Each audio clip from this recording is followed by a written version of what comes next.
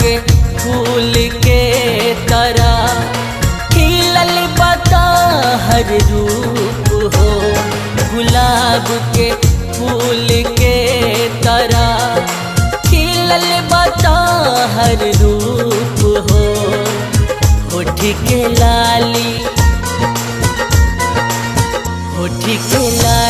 लगेला जैसन किरण के पहली धूप हो। होठ के लाली लगेला जैसन किरण के पहली धूप हो।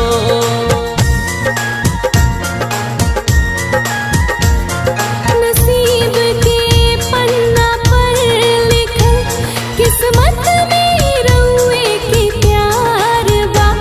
नसीब के पन्ना पर लिखल किस्मत में रउए के प्यार बा। रउए के प्यार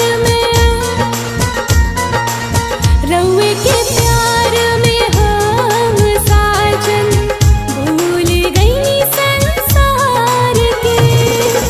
रउए के प्यार में हम साजन भूल गई संसार के। होठ के लाली लगेला जैसन किरण के पहली धूप हो।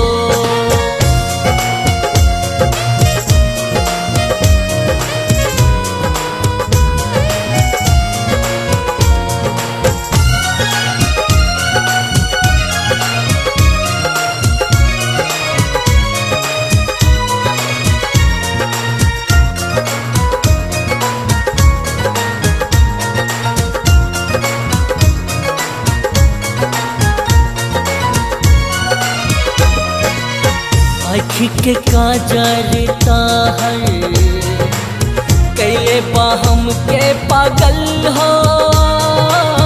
कानी के झुमका ताहर कैले बाहम के घायल हो।